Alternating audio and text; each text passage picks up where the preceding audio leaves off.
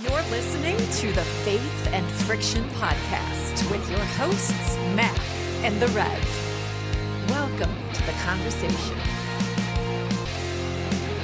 Or welcome to the conversation, Faith and Friction. We're definitely going to have some of that in this episode, Rev.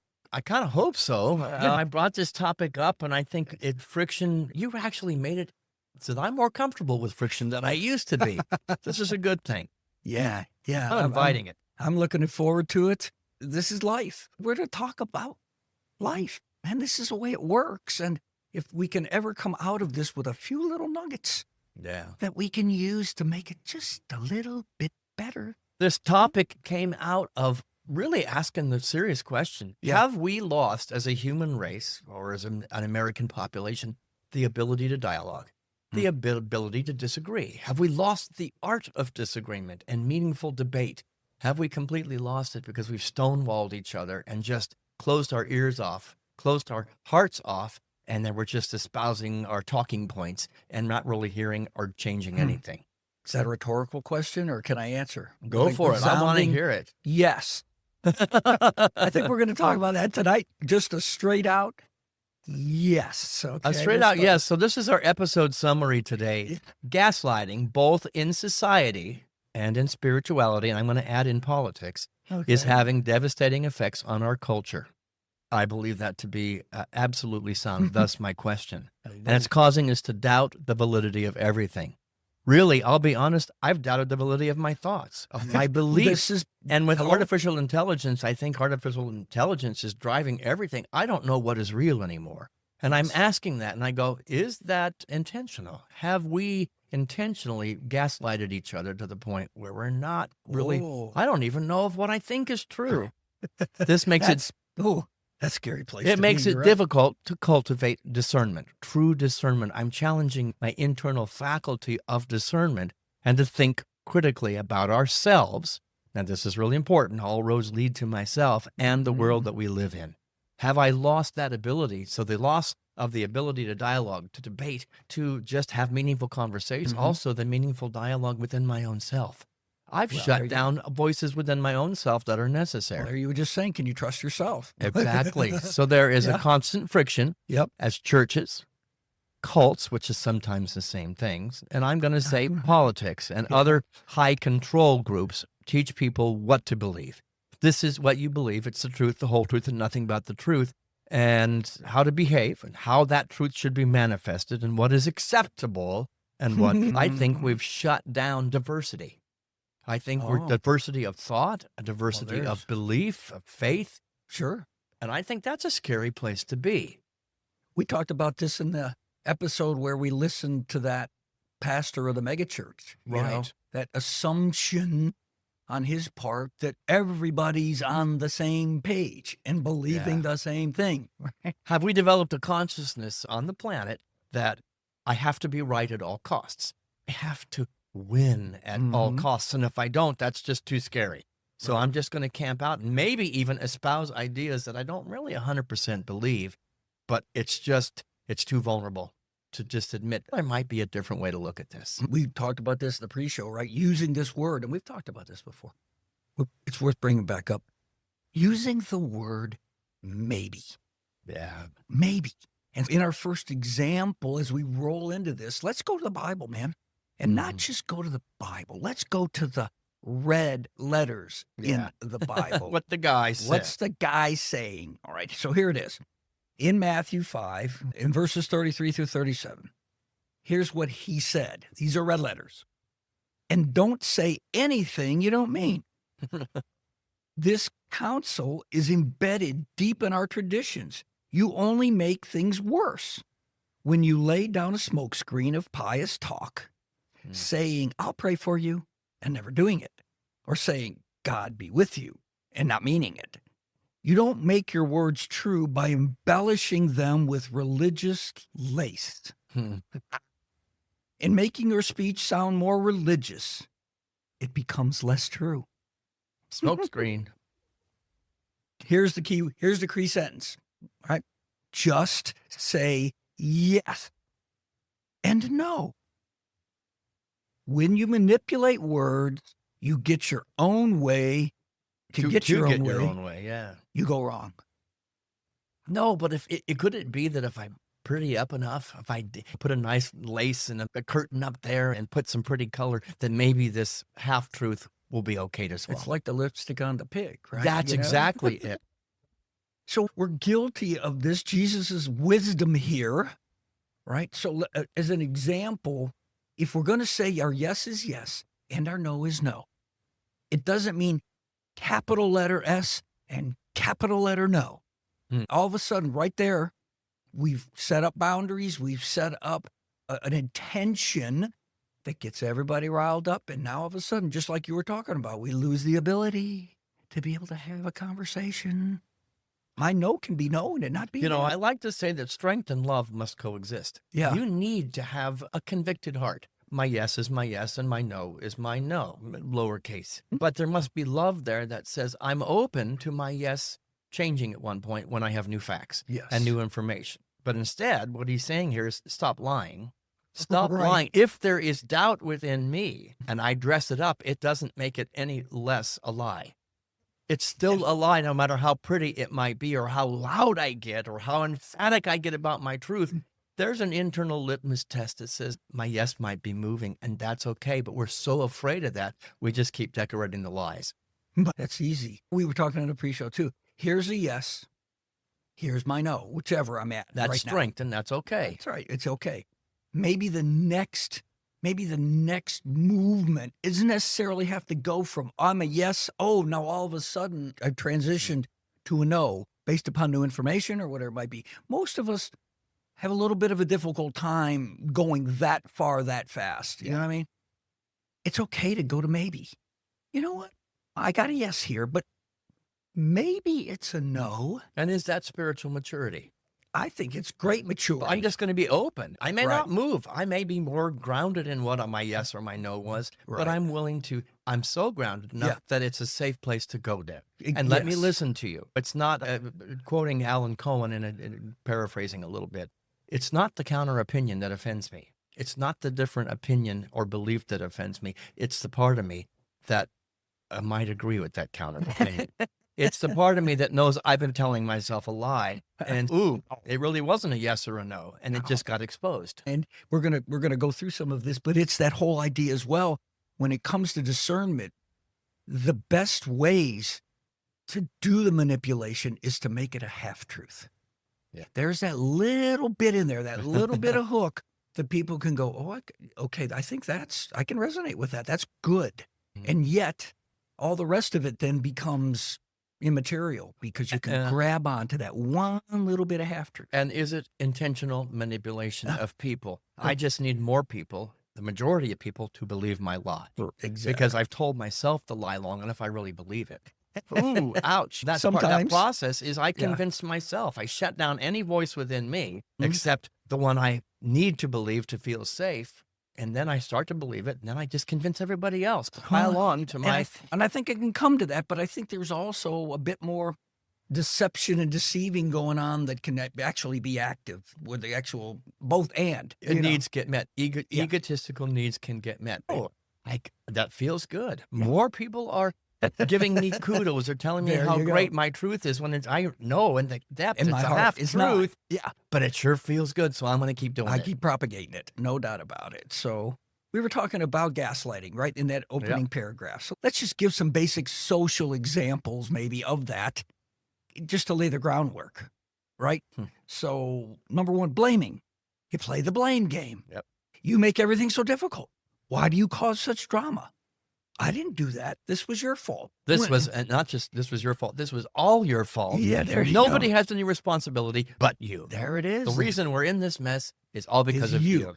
And you were talking about this earlier. So if you kind of hear this stuff enough and from all different aspects, you begin to start doubting you. Maybe I am to blame. Exactly. Maybe I am responsible. Sure oh my gosh. Though, but yeah, you got a point. Okay, I'm not looking at it. And now your self-worth, your self-image. You know what happens? And this is a very dangerous place because those who want to take responsibility will start to believe the lie when everybody tells you it's all your responsibility by those who take no responsibility. It can become a great Hello? manipulative tactic. I want to take responsibility for my life and my environment, and those who don't want any are going to tell you it's your fault. Yeah, I hear you, man. I hear you. It's a tool of religion, politics, of manipulation. Absolutely. So what else could be an example? Maybe, I don't know, what Well, do you got? there's What do you denial. You can absolutely deny that anybody's truth has any validity whatsoever. It outright denies that something happened the way it did. You had the experience, but no, it didn't really happen that way. You saw it wrong. I know from my standpoint, it makes me feel like my perception or my feelings are completely invalid. Yeah, and here's the magic word a lot of times in that. I don't remember that. Now, see, that leaves some wiggle room. Yeah. You aren't making an emphatic statement. No, I just don't remember it that way. So what do you start to do? Yeah. Maybe I don't remember. Maybe I heard it wrong. Maybe I experienced remember it it wrong. right. Yeah. It's the middle school argument. Yes, you did. No, you didn't. Yes, you did. No, you didn't. And eventually people who are spiritually mature will say, I don't need to get in this argument anymore. And the one that said, no, I didn't do it, wins that, and it gets perpetuated. It's, Yeah. because this Victory. Yeah. And so really the wrestling for me is my yes and my no and my wiggle room. I don't know how to do that because those who will question their own view and experience are the ones that get run over by those who are maybe so egotistically centric that they'll go, yes, you did. No, you didn't for the next 10 years. You made a good point earlier. And I think one of the ways to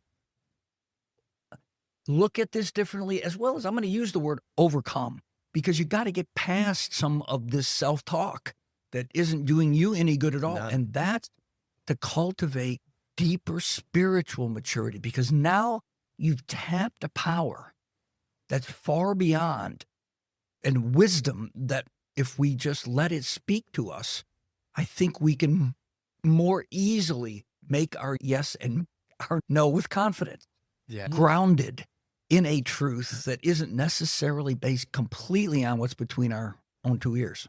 And that takes a willingness, a deep humility and vulnerability that I think maybe is disappearing from the planet, which is why we've lost the ability to have dialogue, to have disagreement, or even debate or argument is, wow, that part of me's dying. I've questioned myself for so long. Now I'm feeling really bad and awful. I don't want to feel bad and awful, so I'm just going to play your game. And I'll do, yes, you did. No, you didn't. Yes, you did for the next 10 years. And that's what's happened. We've put up walls. We have put up walls with he said, she said, he said, she said. And it's like nobody's going, what can we do to move away from that? Yeah, let's find a common ground. I like to knock those walls of denial down and say, okay, I will be humble enough. Can you meet me there? Is there a greater truth that maybe we both missed? And even if they can't, even if the response on the other end is, nope, sorry, can't do that. Okay. At least I think we have the integrity, and we can claim the integrity and the poise and the maturity that says, you're not going to derail me. I'm not giving you my power. That's where the yes and the no, absolutely. I'm going to hold on to my truth here because I know it was my experience. Exactly. And we can be shamed into this whole thing as well, that we are accused of being too sensitive. Oh, you're a snowflake, right? Yeah. You're the whole thing. Accusing. It's too emotional. You're too sensitive. You are such a drama queen. You always make a big deal out of this. And so again, it shuts it down. And so what happens then? It gets built upon. It gets built upon. So all of a sudden then nothing becomes relevant. Nothing becomes worth saying. Yeah. Everything becomes a great drama. And you're questioning, is it a great drama? Right. And we end up shutting down. Yep. And when you have that degree of drama in our life, it's so easy and natural to go, I'm just not going there. I'm just not going there. Okay. Your fault, his fault, nobody's fault. I'm just not getting into the drama, and I'm going the other way, and we haven't solved or resolved. Nothing gets changed. Or come into the middle at all. We just put up a larger wall. My wall gets bigger, your gets well. And what happens is we end up, and I've done this, so I'm going to own this, is, okay, that's a wall. I'm not going to have an argument or a disagreement or even a conversation with this person, so I'll go find my army. I'm going to find the people who I think, in my definition, are able to have those conversations. But really, I'm looking for somebody to validate that I'm right and they're wrong. And so we gather 100 people on one side of the wall, 100 on the other, and the battle just gets bigger. It's them. The star-belly Sneetches, the non-star-belly Sneetches, it's the great butter belly. It's Dr. Seuss lived in the human ego where we start gathering army, I have to be careful and hold myself accountable. Wait a minute. I'm going to go surround myself with people who will hold me accountable to my own love, or to my own dramas, or my own need to be. And then maybe energetically, that wall can begin to come down. Hopefully, again, you have the maturity, you have the integrity, you have the poise. I love to use that word. I think there's a spiritual poise. We don't talk about it in those kinds of terms, but it's definitely needed and relevant. Has religion become the counter to that spiritual maturity? Oh, I run to a church because they will validate that I'm right and you're wrong. And I don't need maturity. Yeah. No, we're going to we're going to make our yes or yes, and there's nobody else that can enter in here unless you agree with us. Yeah. I think religion has participated in that, making everybody else wrong. So it's become the gathering of an army, the great wall builder.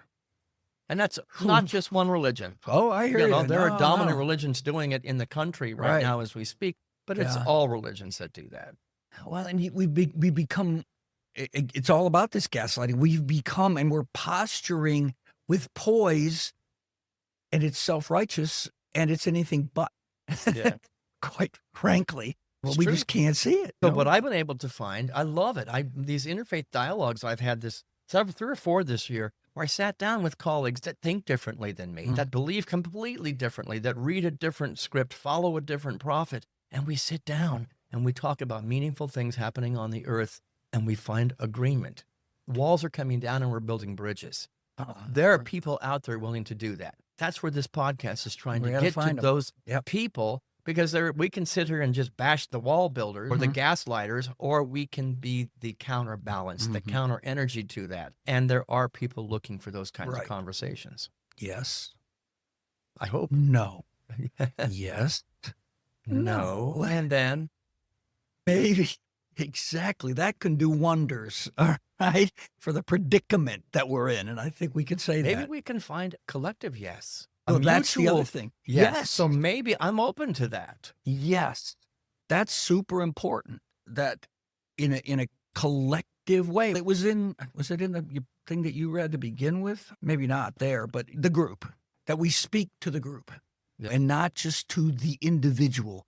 Again, I think, and what Jesus taught and everything else, it's not about one person. No. It's about this collective that has so much more to offer than just one person. Now, sometimes the one prophet person has to speak truth to the collective. True.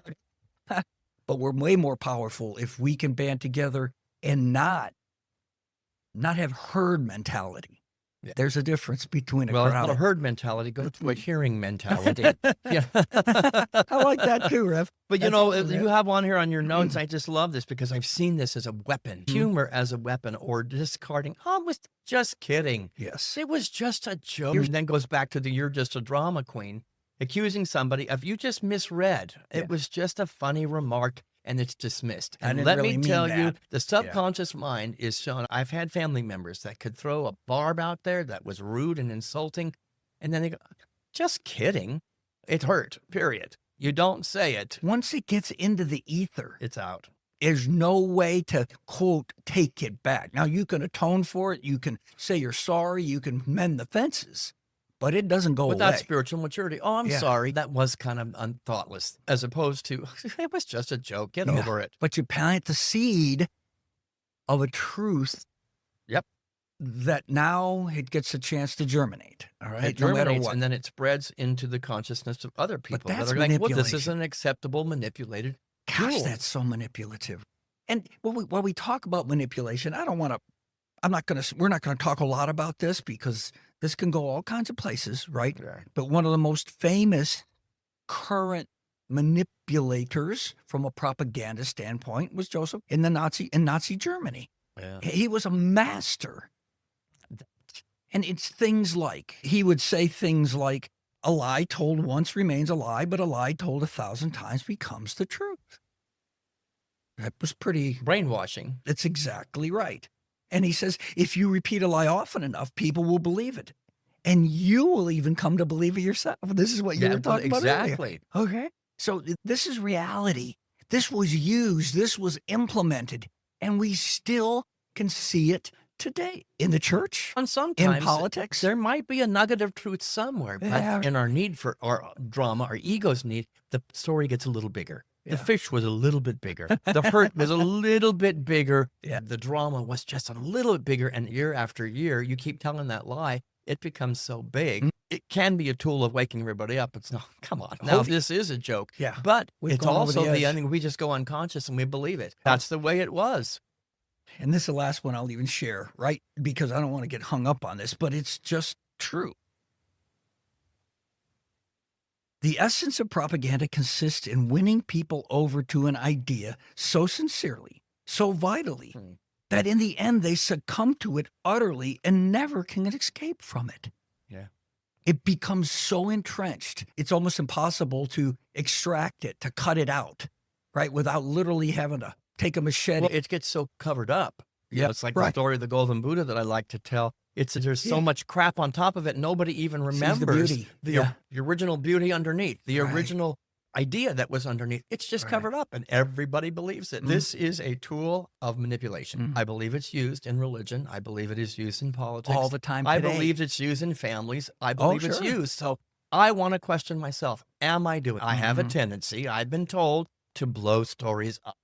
That's what ministers do sometimes. This is going to be a really good point. I need to make it a little bit juicier than The it fish was. was a little bigger. Yeah. But I got to be careful. If I tell that story again and again, it gets a little bit bigger for a bigger reaction. And I Yes. go, okay, I am the drama Yeah. queen. And you've gone off that. you've Let's gone off remember deep the end. initial truth. And it doesn't have to be blown up big to have a point. Oh, not at all. We have it rampant. We've been talking about that through this. So let's kind of discuss some of those, and then we're going to end the episode with the therefore. Okay, these are things we brought to our attention. These are some of the realities today. What do we do about it? Exactly, the therefore. What are some of the things we can do to overcome it? But they're rampant in our current cultural, religious, and political climate. I don't know that anybody can deny that, but maybe there are some people out there. We have some really big walls. I mean, so without a doubt, reinforce or support whichever side you want, but we have complete partisan politics. Yep. Right now. We have a left and a right, and everything is about the other side, and it's wrong, and it's evil, and it's we can't meet, we If can't you govern. are red, this is who you are. Right. If you are blue, this is who you are. All of And- them. Yeah. Exactly. Yeah. Everybody's doing it. This Right. is who you voted for. I put you into a box so that I can judge you and put you in it. And that's where racism finds its roots, and it's happening in our politics. Oh, absolutely. Those people are all bad and those people are all good. No. Yep. No. Yeah. That's a perpetuated lie.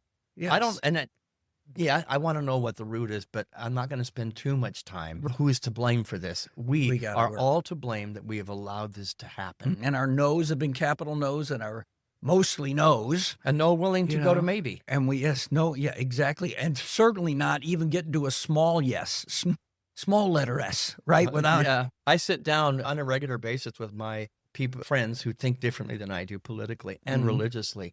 And I'm telling you, it's beautiful because a greater truth can emerge. Well, I'm glad for that, because it doesn't happen much, because we have, for the most part, a constant stream of untruths and manipulation Yeah, it's true. that's going on from the current administration. Now, I don't mean to say that it's not happening on the other side of the aisle either. It's in our media. It's in the Every media. media is biased. And every party, every politician can be biased to some extent. But the biggest thing that I get from a lot of people is they point the finger and say, look what the previous administration did. Yeah. When that has absolutely no relevance to the current situation. Now, the reason why this raises to a level higher with the right is because they're in power right now. Whoever's in power usually has That's right. more power. They're to making all the manipulate. decisions. They're the ones that have the spotlight put on them. It's the same as if the left is in power. There's going to be more scrutiny. What do you mean picked on? But there's more to pick on. I mean, there's more to. Well, I comment can't on. change the history. I have to give up. Wayne Dyer said at one point, I need to give up the hope of ever having a better past. I cannot change the past, but That's for I can sure. change the present. Yeah. And so can my yes be when somebody says did it, the Right. previous president did it, or they did it 20 years ago? Yes. And Yeah. yes. And I Okay. can be a conduit. You're right. You're right. Yeah. And what can we do here? Two wrongs do not make a right. Well, this is what exactly we call that middle school mentality. Exactly. That justifies it because look what he did. You know, that I'm getting so And the sick wall of that. goes deeper I'm to getting convince sick of me that you're worse than I am. Yeah. Your yes is worse than my yes. How about we go to a greater solution in the middle somewhere? We saw something that came across the wire today. We were talking about it, but I'm going to call out some of the stuff that's going on in the current administration. Carolyn Levitt is justifying the president's just slanderous speech that comes out of Truth Social as some of the president speaking his mind and being transparent. It's just who he is. It's just Come who on, he is. get over it. You're a drama queen. There it is. There's the gaslighting. See? But here's the deeper thing. You step back from that and you go, that's him. Well, that's not an excuse. No. All right. You can't use it as an excuse. But here's what happens. It gets furthered into the ether. And so all of a sudden, out there, it becomes acceptable behavior as well. Because he's an example. Good or bad. And again, accountability is really big in my spiritual practice. Yeah. And accountability does not know party. I will hold mean language, whether it's coming from a blue side or a red side, whether it's coming from a Christian or an atheist. I don't care where it's coming from. Rude, insensitive, mean language that tears anything or anybody down, and it starts to get into name calling, is not acceptable. That's my no. Exactly. Not on my watch. I won't tolerate it. And I need to be able to call any individual, regardless of what position they're in, to say that's not okay without going, yeah, but so-and-so did it. Yeah, and I will hold so-and-so accountable too, but that's the past. I can't change it. Yeah. But if so-and-so does it again tomorrow, I will call them out. Come on, gang, third grade mentality, middle school mentality. Yeah. We have to just stand up and say, that's just not right. And I'm not going to validate it in any way, shape, or form. I'm sorry. It's just not going to happen. So, this we see it in the church. Sure. I mean, without a doubt, not just in politics and what's going on right now politically. We see it in the church when manipulation and abuse involves using religious beliefs. We've talked about this before, right?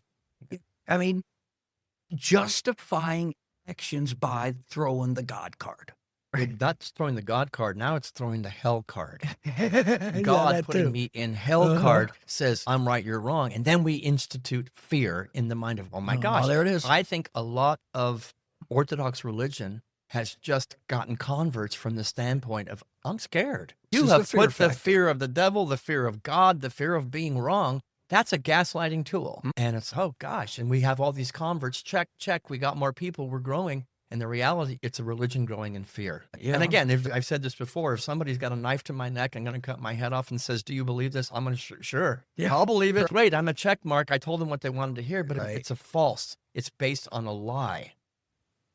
I had this come up last week, and I got it put to me. Somebody asked me the question, do you think it was right for all the Democrats on this side of the aisle to not stand up and applaud during the State of the Union? What did that speak to? What did that say to me without saying it? They're unpatriotic, right? There's the message. How could the left be so unpatriotic? All right.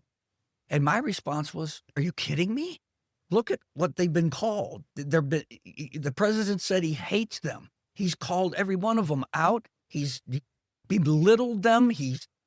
All of this bad language that you can't say he's just being transparent. Yeah. Right. Now, I will fall more towards the center here. Yeah. Were there things, and I did not listen to the speech out of a place of protest, but I heard it secondhand. Yeah. I heard it back and heard blips. There were things that were said, people that were honored, that were held up in the light. They did stand for I didn't check, but I would stand for those things. There were things of truth, of character that were highlighted. Yeah. Whether he'd said it or not, that I wish they would have stood for. Sure. And there are things they made their no. I cannot support what I'm hearing because I don't agree. And they have the right to do that and not be labeled something because they didn't. And again, I'm going to examine my own belief to go, gosh, 4 years ago, that's what they did.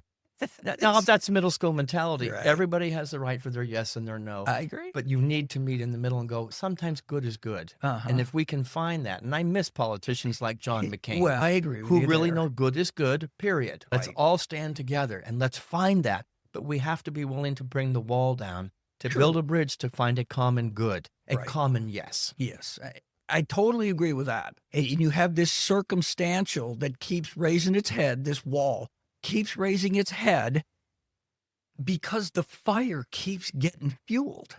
And so we don't have enough on this side to be able to have the maturity, to be able to have. Yeah. And so now we're just going, no, the big capital letter no. And you just wonder, how do we ultimately try to break this down like you've been talking about and try to help exhale a little bit into it? And I know there's some people that can do that. It doesn't, Yeah. It's not going to be in a major sense to start It may with. be a very small minority Yes. of people, but make no need- mistake about it. Margaret Thatcher, I think, or Margaret Mead said, a small group of people can change That's the world. Margaret It's Mead, the yeah. only thing that ever has. Yes. And so I'm not going to give up and let myself no. be gaslit. Is that the word? Yes, Gaslit, I think so. or to be made to believe I'm a drama queen or Yes. I'm delusional. Yeah. I'm going to hold fast to my yes. I have hope Yeah. that there is a goodness at the core of humanity. Right. And even in our politics, even in our divisiveness with religion, that there's still those people looking for that.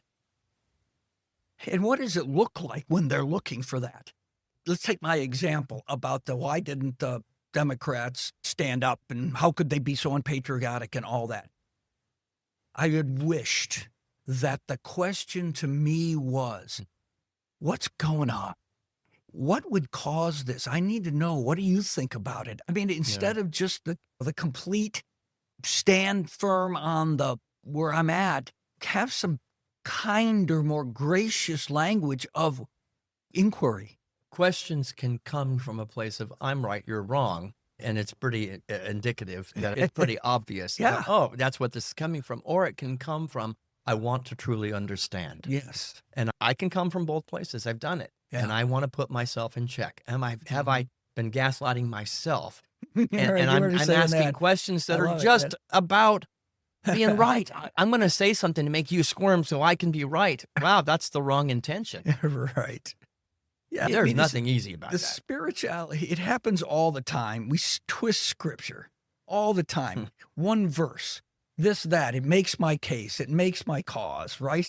Dismissing valid concerns is a lack of faith. I'm not even going to entertain. It's a gaslight. Yep. That's not valid. What's your problem?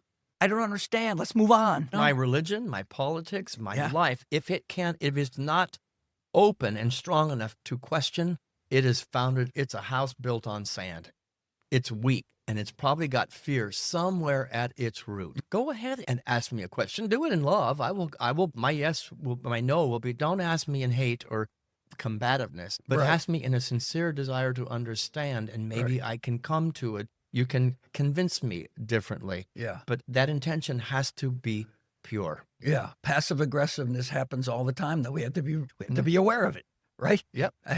Under a false pretense, it happens all the time, doesn't it? And shaming and guilt tripping. I mean, we see this all the time. It's nothing new. And the biggie, we talked about this in our episode, about claiming to speak for God. God told me to tell you. You know, how arrogant, and that gets me. So anyway, what's the therefore, right? We can end Let's the episode. get to the therefore. What do we do with all there? this? That's right. Okay. Yes, it's out there. My head's swimming, and I'm getting even more depressed than I was when I started listening. Gee, I didn't even realize it was as bad as you guys are saying it is. Right? So we've talked about some of this stuff already. Let's just throw a couple of these out. How about cultivating moral integrity? And what's the key word? Cultivate. I'm working on myself. You got to work on it. You got to be able to disseminate between all the garbage that's out there and be able to push it aside and work our way through. Well, you can watch any news channel, however biased they might be one way or the other, and then you take it to what I call heart quarters or headquarters. Does this resonate with my yes and my no? Something doesn't feel right. We need to be humble enough to go, that's what they said. I'll listen to it. Yeah. And then I'm going to check in with my spirit. There's the key. The spirit, you got to be, but here's the thing. You've been gaslit so many different times that you don't trust the spirit anymore because you don't think it really is. And so now you're just floating out there in no man's land because you don't have any grounding underneath you. It's true. How about just simplicity in your speech? Just avoid exaggeration, manipulation, or unnecessary elaboration. Yes. Let's decorate my lie. And I think you already mentioned that, all right? Let's from the decorate pulpit. my manipulation. Maybe a little bit. I think we also owe it to ourselves to educate ourselves. Yes. Because so often much of this is pointed at and get traction at people who are uneducated. Now, I don't necessarily mean you haven't gone past 12th grade, all right? But it's just people that don't take in information as situations change to be up on it, to be informed, to be just somewhat intelligent about what's going on out there. And I have to be humble enough to inform myself with the idea that I might be proven wrong. That's where science is done. They love being proven their last theory wrong. But we're so afraid of that because that requires the wall to come down. There is a possibility I will learn some new information that I didn't really know. And you're afraid of being deceived. So we planted that seed enough out there. Yeah. Watch for the deception. Can you really trust that? The deceiver is coming to get you. Yeah. Now we got so we the just entity. call it Satan. That's where God, the devil card, the deceiver's coming. Don't listen to them because that's the devil. Yeah, that's right. Way too easy. Well, we got a lot of that Armageddon and all that other kind of stuff going on. But you have in here dignity and respect. Have we lost the original question, the ability to dialogue? Have we lost the ability to respect each other, even in our counter opinions? I agree. Say what you mean and mean what you say, but treat everybody else that they might have a different truth and respect them. And have the dignity to respect them and respect yourself. Dignity. We don't even hear that much anymore. Dignity, poise, composure, composure, morality, grace. Grace, exactly. Last thing, let's just leave the listeners with this. How about that? You said this, and I thought it was really great when we're doing a pre-show. You need, and I'm saying this, we need people around us that aren't the contrarians, aren't the naysayers, because that soaks the life right out of you. You need the people around you that are willing to say, where's the maybe in that? Okay, where's the maybe? Okay, I can appreciate Have you your considered no. I can possibly appreciate this? Yeah, okay. I don't even necessarily think you're necessarily wrong or whatever. I'm just throwing it out there to say, have we entertained a maybe? And I believe these people are out there. There's a psychological disease. It's in the textbooks of mental health, oppositional disorder. And it exists. I've seen it. I've known people that no matter what you say, they're going to come up with the opposite opinion. And I think it's infected the human consciousness, the human population, but it's not too late. Find those people that are part of changing that paradigm. We don't have to be oppositional about everything. And they're not contrarians again. They're not just people that are saying it just because somebody's got to say it. I want to hear the three little words, tell me more. And I want them to come from my mouth. Tell me more. How did you get to that opinion? How did you get there? And be willing to just sit and put my ears on as much as my mouth. Tell me more, Rev. I love to have you tell me more. Thank you. We're out of time today, so you have to come to a sermon and I'll tell you more than you want to hear. I listen to you every week, man. So thanks again, man. It's good stuff, a little bit tough, a little friction into our faith. Isn't that what we're all about? So we had to strap in, but we're willing to go there. So I appreciate that. Amen. Thanks for listening, and check us out next episode when we're going to bring it, faith and friction. Have a good one. Take care.